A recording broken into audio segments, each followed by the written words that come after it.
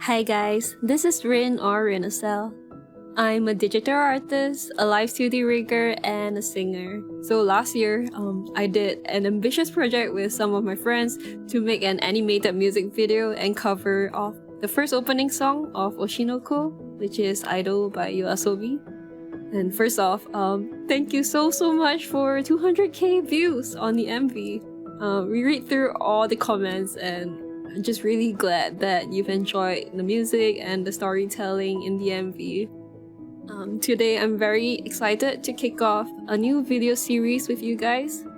In this series, I'll be walking through the process of making the artworks and live 2D animations for the Idol MV, as well as the thought process behind the portrayal of the story as a whole.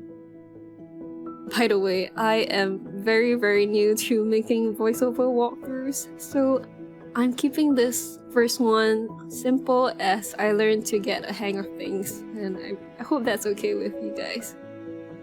In this first video, it will be a Speedpaint walkthrough of my painting process for Hoshino Ai, who in our MV first gets portrayed as the original character of the casted singer, my super duper cool friend Seraph.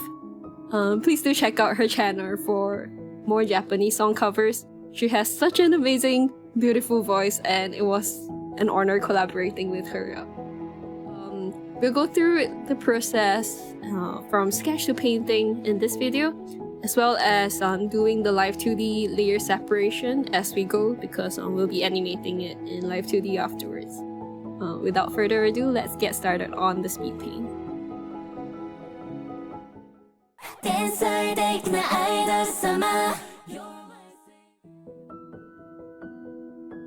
So I've included my sketch attempts here to show that sketching is a process of trial and error, so don't worry if it takes time to get things right.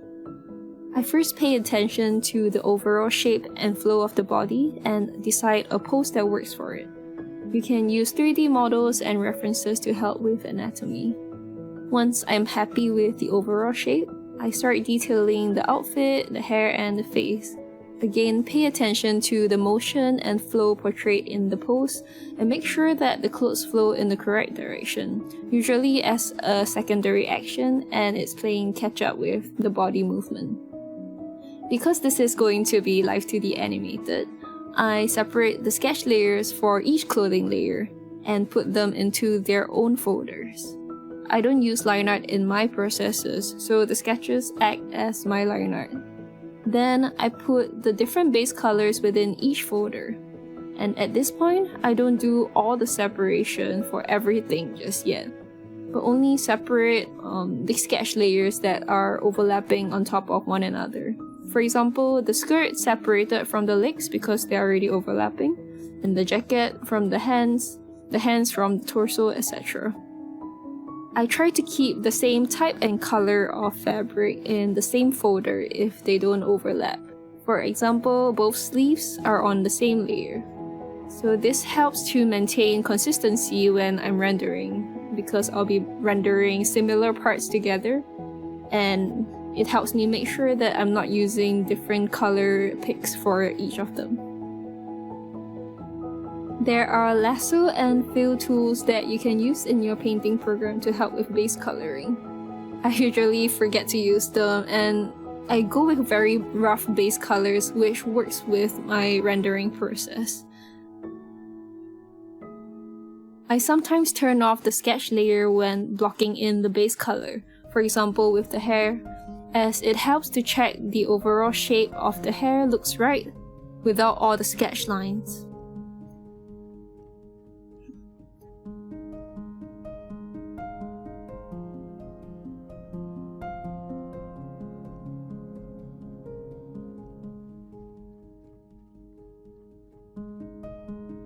Once all the bases have been blocked in, I go in to adjust the base colors to make sure they look cohesive as a whole. Now I experiment with lighting and shading. I tried using tone curves but didn't like the outcome and switched to using effects layers. I use a multiply layer first in a desaturated bluish purplish color for the shading. And then I add subsurface scattering using a light pink orange color on an overlay layer. Then I use a low opacity screen layer with a light blue color to set certain parts further away from the main body, for example the back hair and the back skirt.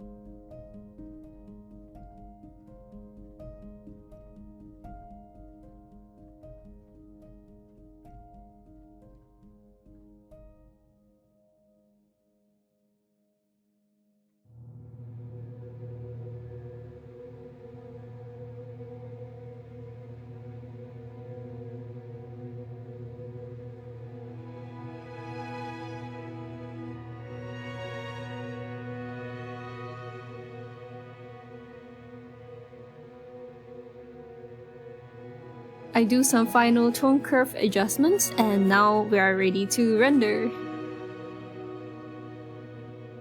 So to render each part separately for the live 2D layer separation, I copy the group of effects layers that we've just made and paste them onto each separate folder. Here I paste it onto the lake folder and then merge all of them into one single layer so that I can paint over the entire layer of color blocks. It's quite a tedious process copying and pasting like this, which is why layer separation takes time and patience. Doing this is very useful, however, because it ensures that you have consistent shading colors for the entire artwork, despite shading each part separately. And it's also very helpful to be blocking out where the shadow and light hits earlier on in your process, because it's easy to neglect that once you go into the detailed rendering process. So now I can focus on rendering using existing colors without using much of my brain on figuring out where the shadow is.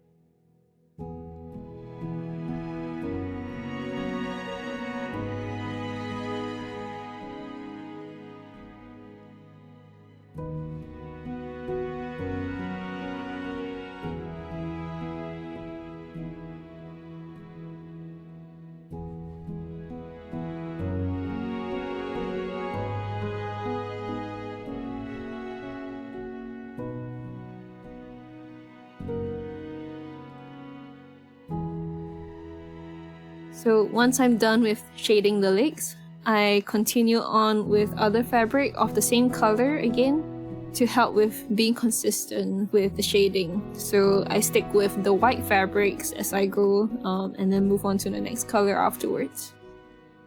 Much of my rendering process is basically cleaning up the messy sketch lines and the colors that we've blocked out.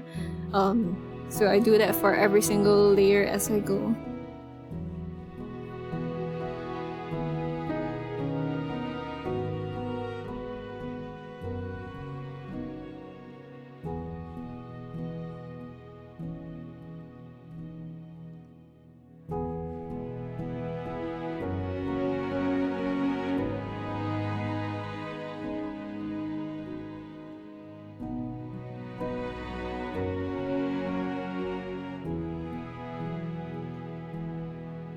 During the rendering process, I always have a second window open to the side with the artwork almost fully zoomed out. And as I draw, I always keep an eye on this window to make sure that I'm not over-rendering any parts and ensure that the entire artwork looks consistent from afar.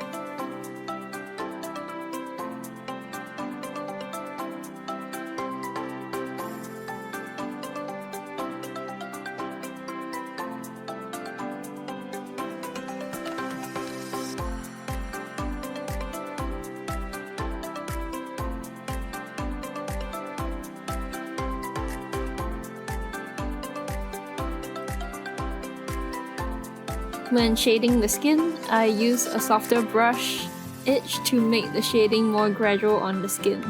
So personally, I really like the soft airbrush put to hardness 3. This gives me a nice edge to work with usually.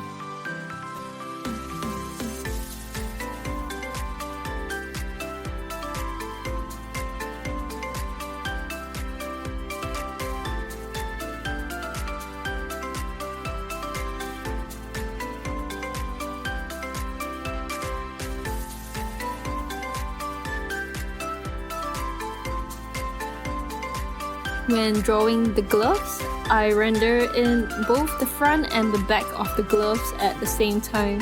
So this helps me ensure that the shape of the object looks correct in 3D, and because it's going to be Live 2D separated, having the back of the glove will be useful later on as well.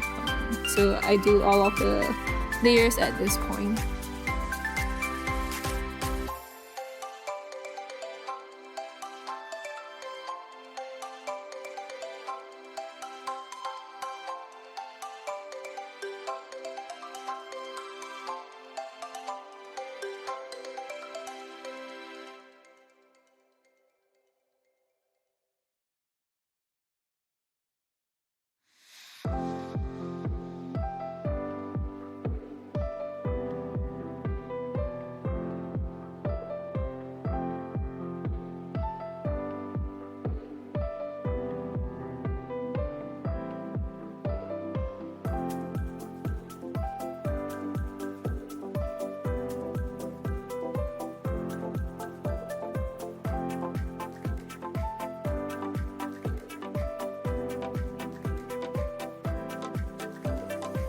I continue to do the Live 2D separation of the layers as I go. For example, separating the top and the bottom part of the jacket once I've rendered them. Keeping up with the layer separation and layer organization as I go really helps to make sure that the amount of work at the very end is quite minimal, and I don't have to spend too long or too much of my willpower doing all the layer separation at the very end.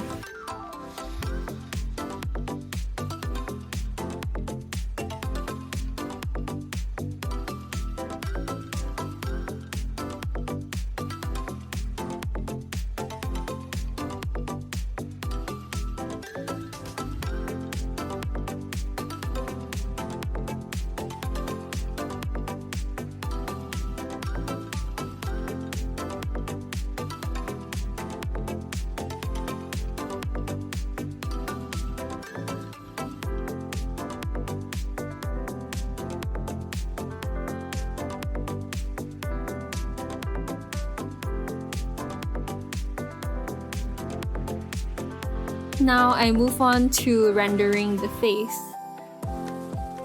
So when I render the face, I turn off the front hair layers to make sure that the face gets fully rendered, including the ears, which are usually hidden, but it will show up when the hair moves in Live 2D, so I render them in full as well. For this particular Live 2D animation, I decided to keep parts of the rigging much simpler than what is normally required for a VTuber model. I decided at this point that I did not want lip syncing for this video, as story-wise it made sense for the characters to keep a white performance smile plastered across their faces. They are idols who are always smiling for as long as they're in front of a camera, so this made most sense to me story-wise. Excluding lip syncing for this animation also helped a lot to limit my work scope. So here the mouth layer is just one single layer, whereas for typical VTubers, you will have layer separation for the lips, the teeth, the tongue, etc.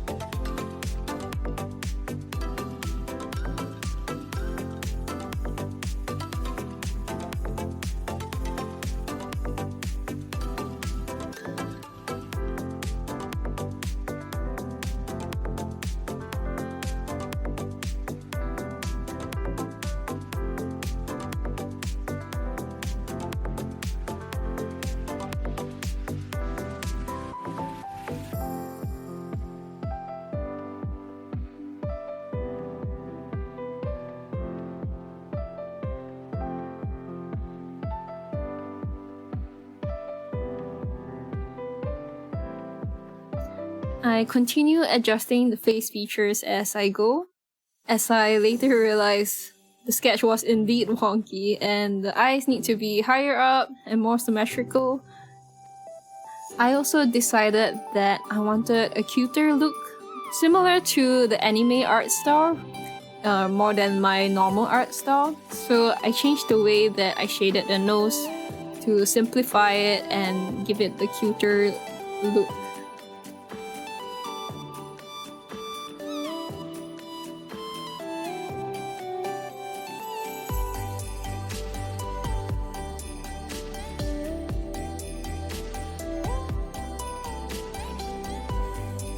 Before rendering the hair, again I ensure that the shading and the lighting that we've blocked in looks right, so that we can rely mostly on color picking as we render in the details.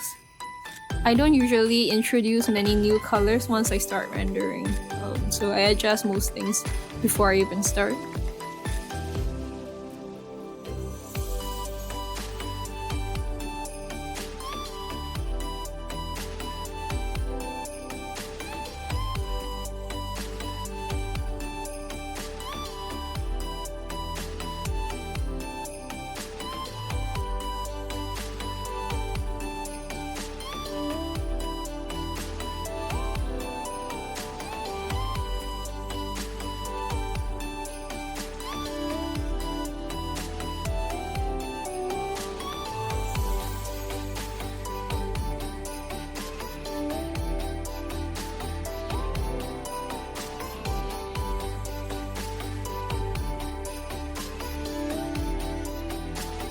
I also render the back hair very roughly, as parts of it will show up in the Live 2D animation.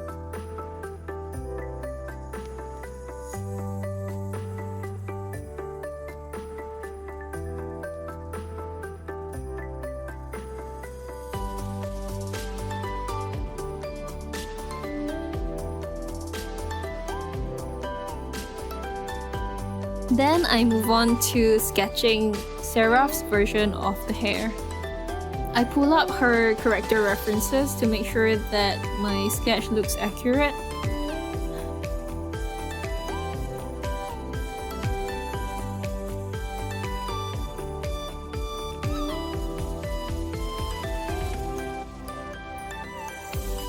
With things like the braid, I usually block it in with a fat color brush before sketching in the lines. That really helps to check that you have the right shape, and it's a lot easier than sketching lines for this kind of things.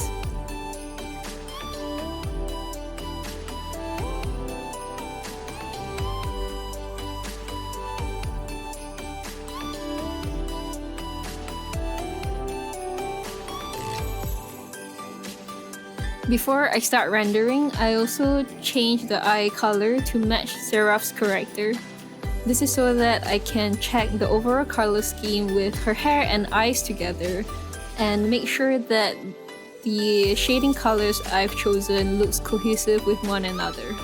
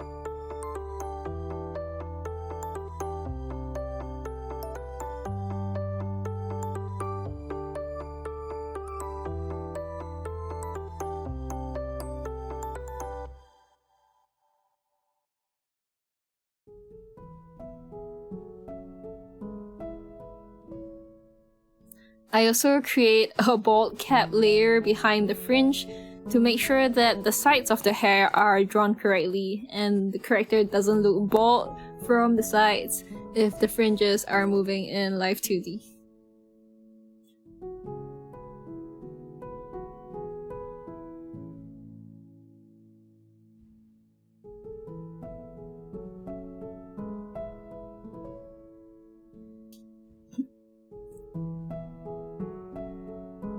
Once I'm done, I cut the hair layers for Live 2D and fill in the back.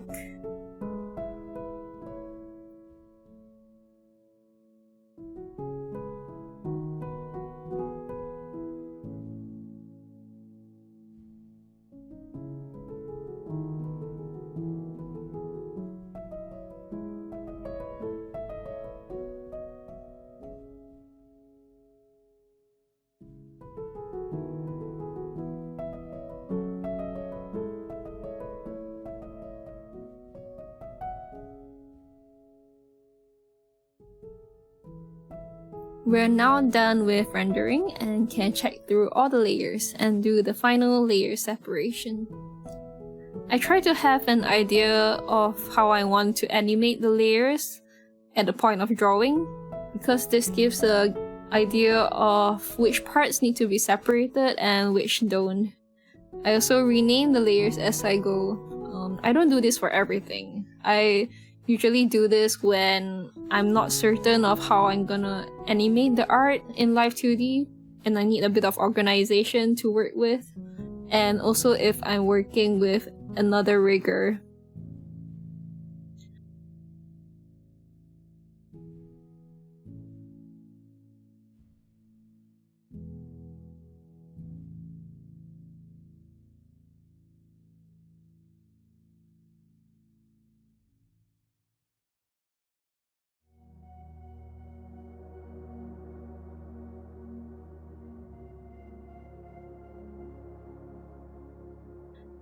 Here I separate the skirts into individual pleats.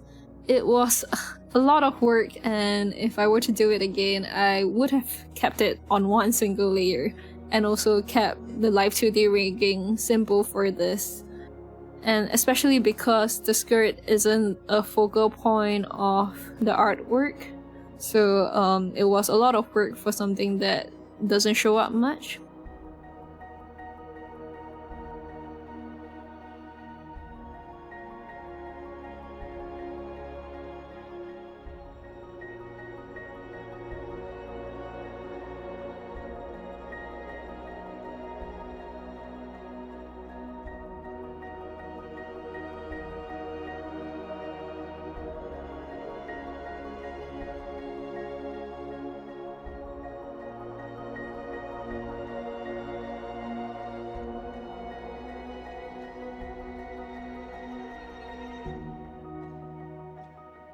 I redid the eye shading and experimented with a style that is more detailed and much closer to how they do it in the anime, so with a lot of sparkles in it. And I like the outcome of both styles, but at this point I try to imagine what I'll use it for in the MV, and I decided that it would be nice to have some eye close-up scenes in the MV. So I've chosen to go with the highly detailed sparkly eyes to show it off in the MV. The layer separation for the eye layers are quite similar to how a normal VTuber model separation is, as I wanted to do a detailed eye rigging for the animation.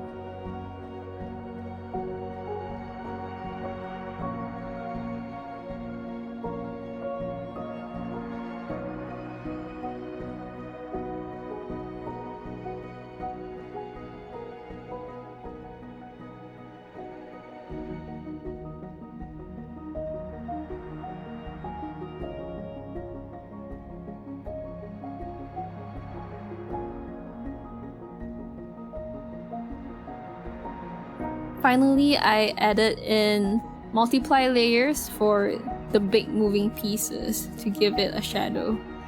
You can create the shadow by copying the original layer and use Liquify to edit the shape, and then apply a blur to the edge. Or you can draw it from scratch if you need to have a more organic shape for that specific shadow.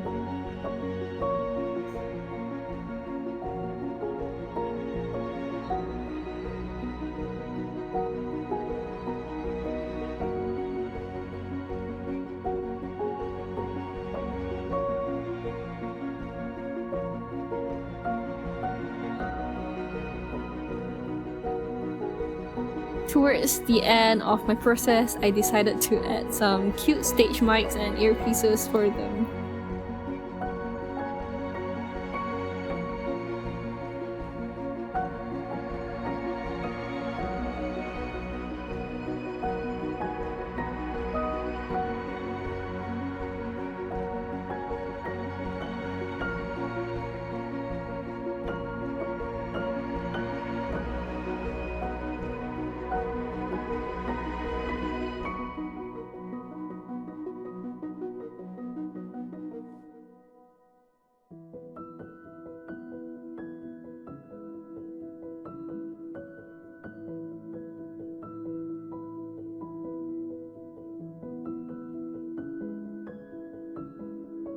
And finally, I added some sweat drops that I wanted to animate to make it more 3D-like, and also the very famous Oshi No Ko eye sparkles.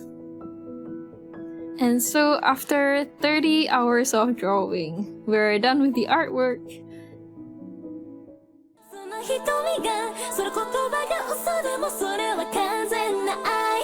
In the next video, we'll continue on to rig this artwork in Live 2D. If you'd like to see a slower version of the Speedpaint, you can download it from my Ko-fi site. Thank you so much for watching the video. I hope this was helpful. Stay tuned for more, and I'll see you in the next video.